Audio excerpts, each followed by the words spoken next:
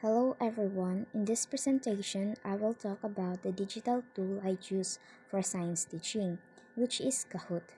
I will explain what Kahoot is, show an example quiz I made, and discuss how it can support both teachers and students in learning science. My goal is to highlight how this tool can make lessons more interactive, engaging, and easier to understand. Kahoot is a game-based learning platform where teachers can create and host quizzes. These quizzes can include text, images, or diagrams, which is very helpful for science topics that need visuals. Teachers can also use public Kahoots and edit them based on their lesson. Students join the quiz through a game pin using any device. Kahoot can be played in live in class for active participation or assigned as a self-paced activity, making it flexible for different teaching situations. This is an example of the quiz I created for the topic, the nervous system. I designed questions that cover basic concepts like neurons, voluntary control, and axon function. In Kahoot, I can organize multiple choice items and, if needed, add images or diagrams of neurons to help students visualize the lessons. But here, as you can see, only one images I can upload because you need to pay to add another images.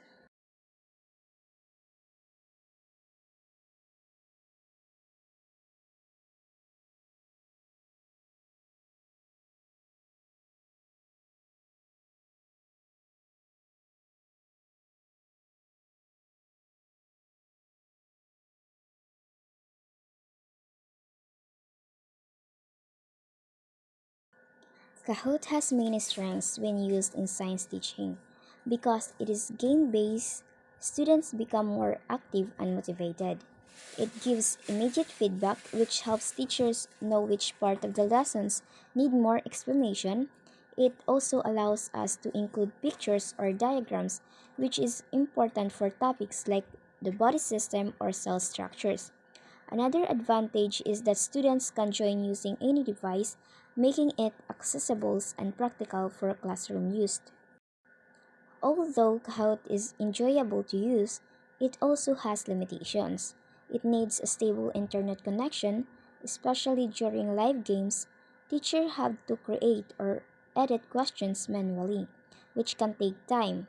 Some students may rush their answer because they are focused on winning the game instead of understanding the content. Kahoot is also not ideal for questions that require long explanation or deeper analysis, so it should not be used as the main method of teaching. To use Kahoot responsibly, teachers should make sure that the content is accurate and appropriate for the lesson. Science questions must be double checked to avoid misinformation. It's also important not to rely on Kahoot too much because students still need discussions, hands on activities, and experiments for deeper understanding. When sharing screenshots, teachers should avoid revealing students' identities for safety and privacy. In classroom, teacher can use Kahoot to review lesson, introduce topics, or check students' understanding through real-time quizzes. The reports generated after the quiz help identify which lessons need reteachings.